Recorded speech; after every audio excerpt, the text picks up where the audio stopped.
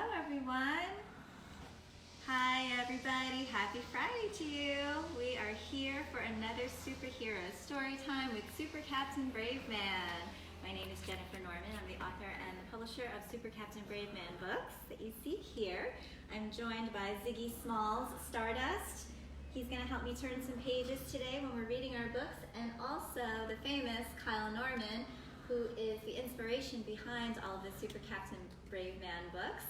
So today we are going to continue on and read 3 new books that are not within the Super Captain Brave Man series. We just want to invite you guys to all switch it up. There's a lot of really great books out there, and I'm sure that some of you have some really great ones. If you have any suggestions on ones that you'd like to hear us read in a future live stream, definitely let us know. But today we are going to read these 3. The first one is Giraffes Can't Dance by Gilles André and Guy Parker Reese. The second book is Normal Norman. You can see why we got this book, by Tara Lazar and illustrations by S. Britt. And then the final book is The Jester Has Lost His Jingle, with stories and pictures by David Saltzman.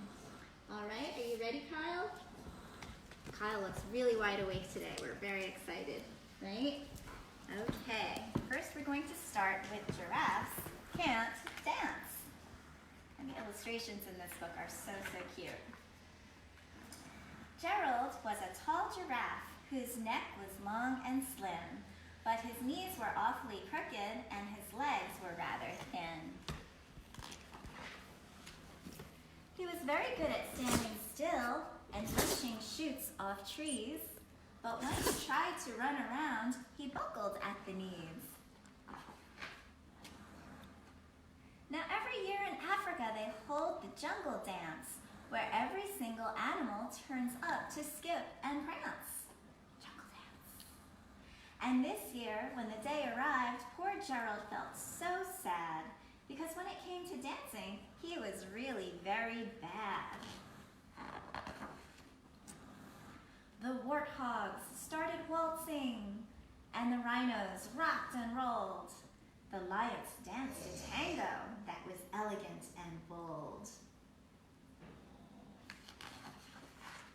The chimps all did a cha-cha with a very Latin feel, and 8 baboons then teamed up for a splendid Scottish reel. Gerald swallowed bravely as he walked towards the floor, but the lions saw him coming, and they soon began to roar.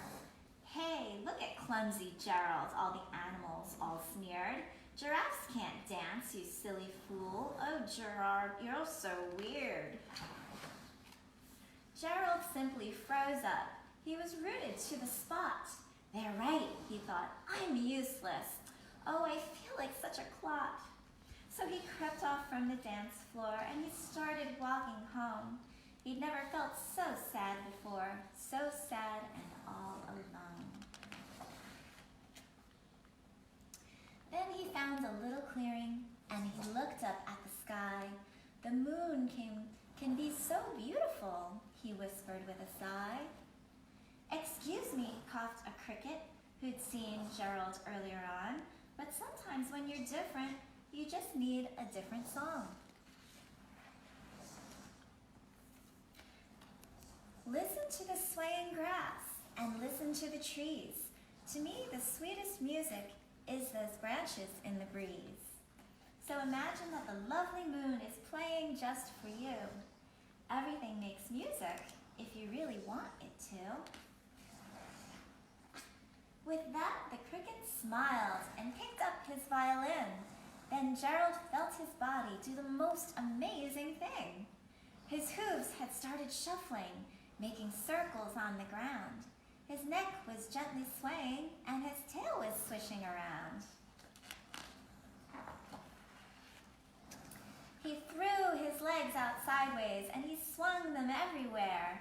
Then he did a backward somersault and leapt up in the air. Gerald felt so wonderful. His mouth was open wide. "I am dancing, yes, I'm dancing. I am dancing," Gerald cried. Then one by one, each animal who'd been there at the dance, arrived while Gerald boogied on and watched him quite entranced. They shouted, "It's a miracle! We must be in a dream. Gerald's the best dancer that we have ever seen." "How did you learn to dance like that? Please, Gerald, tell us how." But Gerald simply twirled around and finished with a bow. Then he raised his head up and looked up at the moon and stars above. "We all can dance," he said, "when we find music that we love." The end. That one has a nice little story. Okay, book 2, Normal Norman. You can see a theme here. We like to read books about people who seem like they're different, or there's something that's like not necessarily like the others, and then what happens when they find their own uniqueness. We think that's really cool. Okay, Normal Norman. Hello and welcome to Normal Norman. This is my first time narrating a book. I'm a bit nervous. I hope it goes well. My assignment today is to clearly define the word normal. Head scientist, junior scientist. I love science. Allow me to introduce Norman.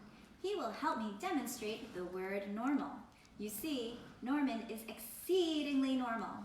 In fact, we selected Norman because our scientists found Norman to be the most average animal on Earth. Regular, ordinary, a common, everyday creature. Let us examine him. Normal Norman. The normal head, normal ears, normal paws. Thank you, Norman. You may take a break now. Wait a minute, Norman. What is that you're eating? That is not normal, Norman. Here, please have this banana instead. A banana is normal.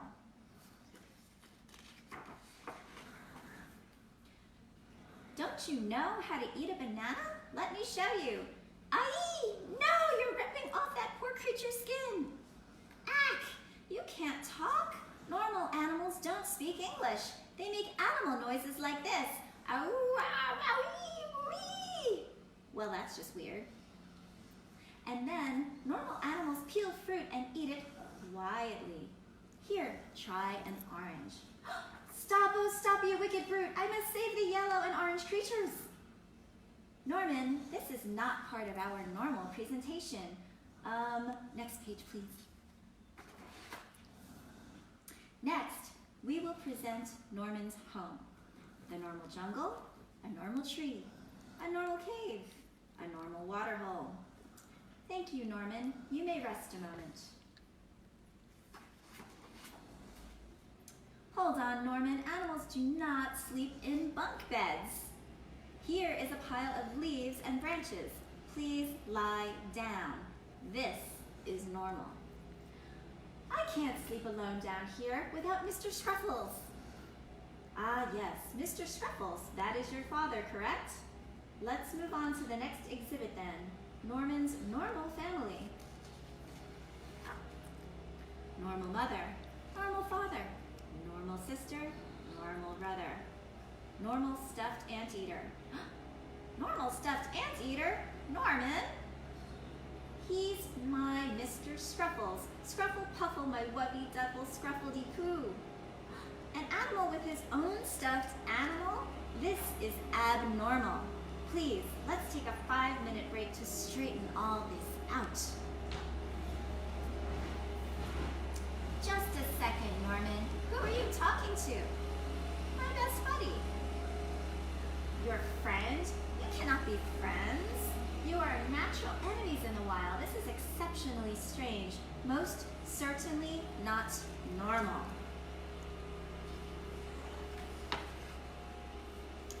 Here, he shall be your friend instead. He is normal like you. Go ahead, play together. Aye, another banana butcher! Ah! Please, Norman, you are being very disruptive. I'm getting out of here.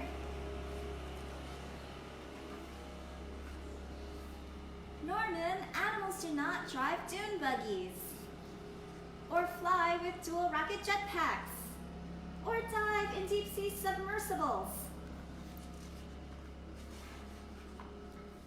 This is definitely positively not normal.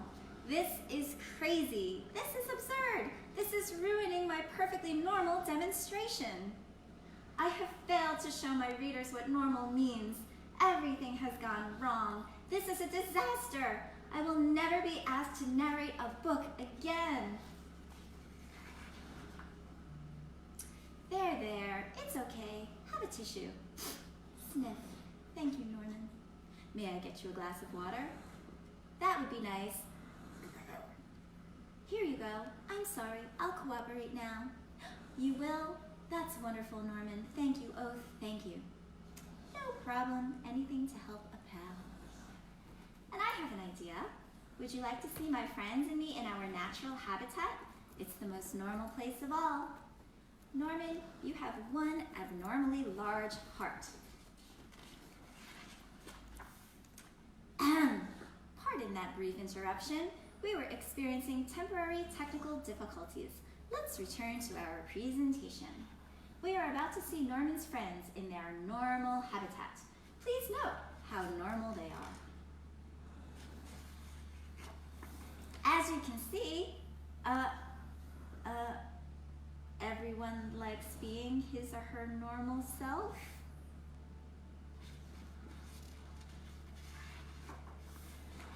And so do I. Enough of this book narrating stuff. I quit. I need to get back to my normal hobby. Want to join me, Norman?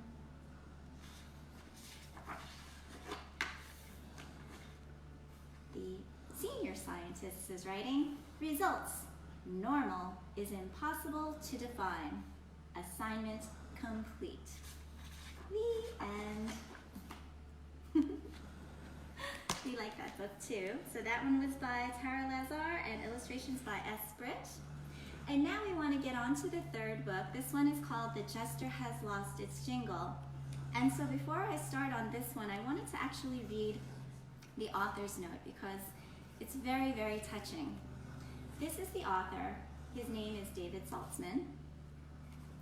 And it says, one day during the summer, I walked into a classroom in a very good mood. I was very happy whistling as I walked. When I arrived into class, I made a silly joke, and nobody laughed. Everybody else was in a horrible mood, caught up in their own lives, their own work, their own problems.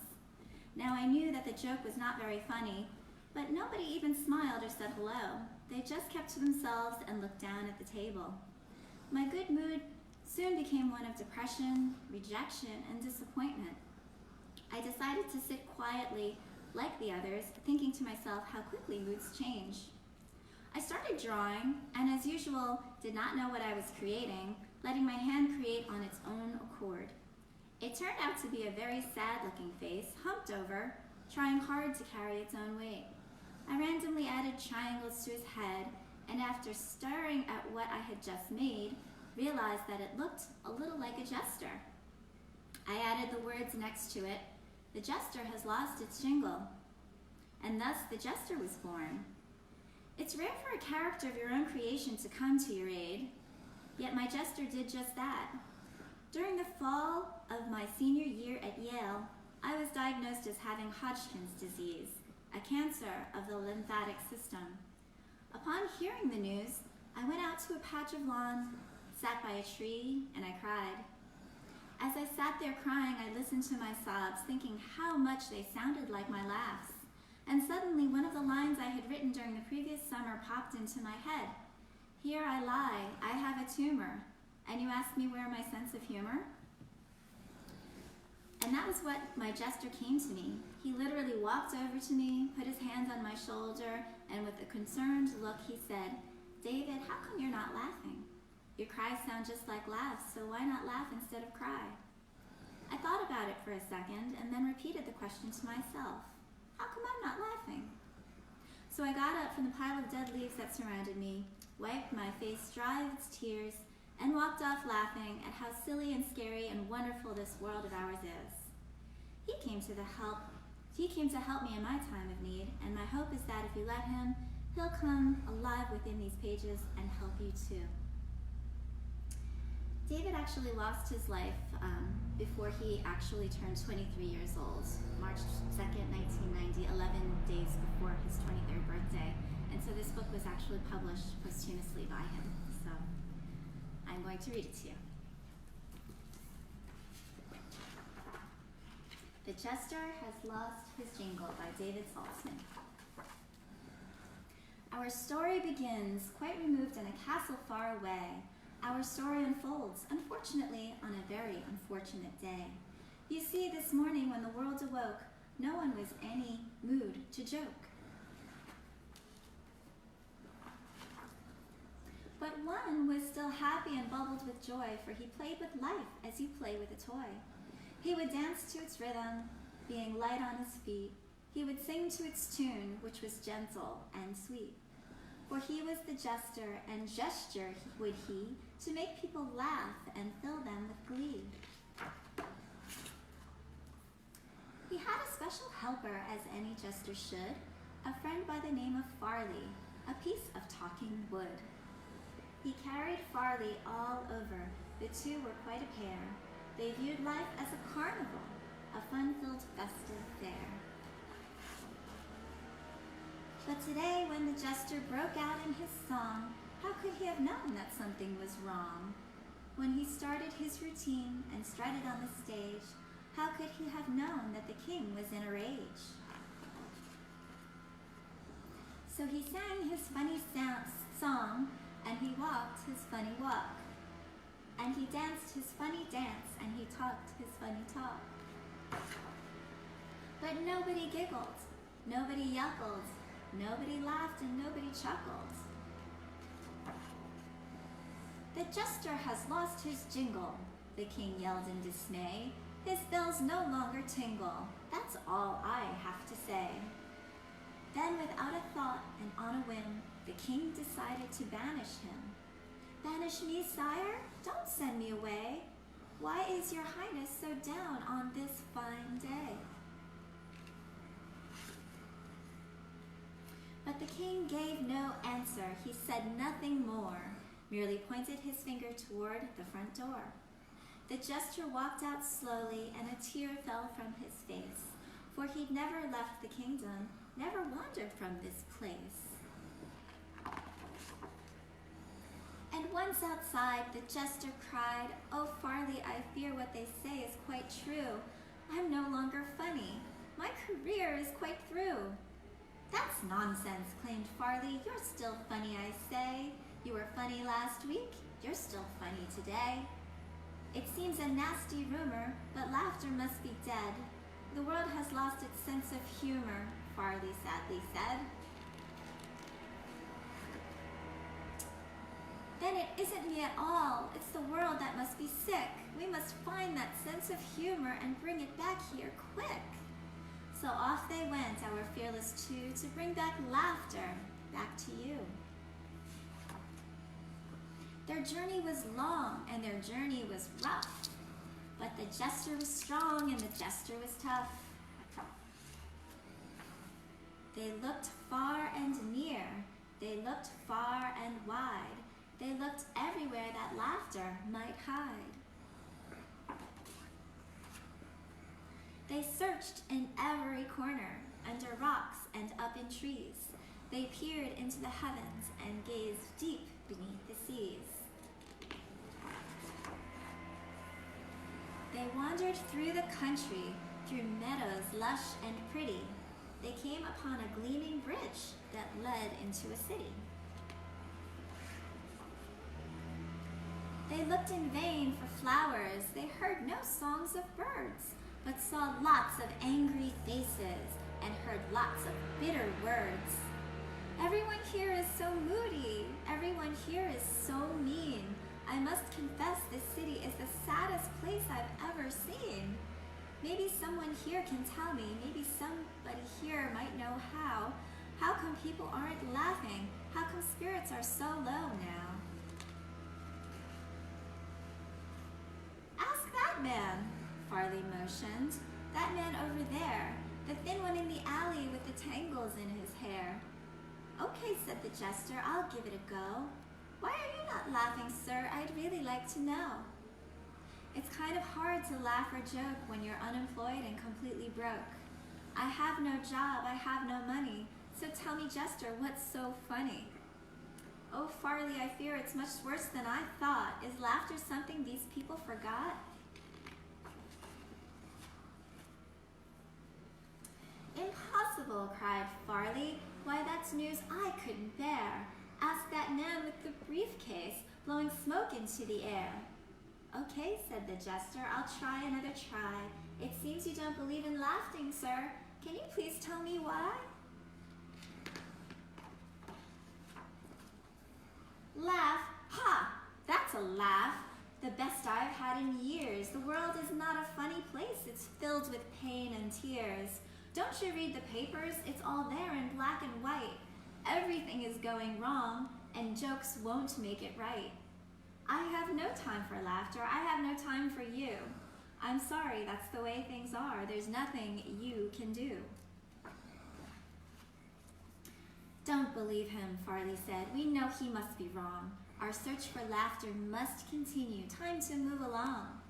The jester looked up to the sky as he let out a woeful sigh. He fought back tears and shook his head, then with determination said, There must be someone somewhere with a smile upon their face. There must be someone cheerful in this cold and lonely place. Say, look at that tall building. Perhaps we'll find the answer there. It's up to us to make a difference. It's up to us to care. What of her? Asked Farley. That little girl in bed. One who looks so fragile with that bandage on her head. Hello, little girl, said Jester. My, how do you do? I wonder if you can tell me, how come laughter's not with you? The little girl looked up, and her eyes were open wide. She turned slowly to the jester, and she quietly replied, Here I lie, I have a tumor, and you ask me where's my sense of humor? I've been very sick, I'm so tired of trying. I don't feel like laughing, I just feel like crying. Sometimes I feel like crying too, the jester whispered in her ear, but instead of letting teardrops fall, I make them disappear. Whenever I feel like crying, I smile hard instead. I turn my sadness upside down and stand it on its head. When I get sad or lonesome or when I get depressed, that's when I sing my loudest and dance my very best. So won't you try it, little girl? Won't you laugh with me? We'll start off very slowly with a tiny tee-hee-hee. So he sang his funny song, and he walked his funny walk, and he danced his funny dance, and he talked his funny talk. And from the room there came a giggle, which echoed down the halls, and soon there came another, which bounced up and down the walls. The giggle became a snicker, which grew into a guffaw, which soon became a chuckle that transformed into a ha! The jester was beside himself. He grinned a great big grin. He hugged and thanked the little girl and kissed her on the chin. Soon laughter leaped right out the window, growing louder as it flew. Can't you hear it coming? It's about to swallow you. It spread to every corner. It filled up every space. Smiles popped up everywhere. Can't you feel one on your face? As the jester ran back to the kingdom, he carried rainbows in his hand. And as people started laughing, colors spread across the land. He leaped into the palace and he hugged the king and queen. He said, "Oh, my high highness, you won't believe what we have seen. Laughter isn't missing. Why, it isn't even dead. Farley and I have found it," the jester proudly said. We found where it's been hiding. We've discovered where it's been. It's hiding inside everyone. It's buried deep within. Laughter is like a seedling waiting patiently to sprout. All it takes is just a push to make it pop right out. Don't keep it imprisoned or locked out of sight. Quickly release it. It won't hurt or bite. So the king said, I'll try it. I'll give it a go. And all of a sudden, out popped out a hoe. That's it, yelled the jester, just let it flow. And it flowed, and it flowed, and it flowed. And soon everybody started giggling, everybody started yuckling, everybody started laughing, and everybody started chuckling. My jester, you have done it, said the king. You've saved the day. You've brought back love and laughter and helped us find the way. And when the jester heard those words, he smiled and started singing. He somersaulted in the air, for his bells again were ringing. So when you're feeling lonely or sad or bad or blue, remember where laughter's hiding. It's hiding inside of you. The end. Okay, so once again, that book was The Jester Has Lost His Jingle by David Saltzman. This book was Normal Norman by Tara Lazar and illustrations by Esprit. And then the first book that we read was Giraffes Can't Dance by Gilles Andre and Guy Parker Rees. I will leave some notes in the post to let you know where you can purchase these books if you're interested in having them for your own collection.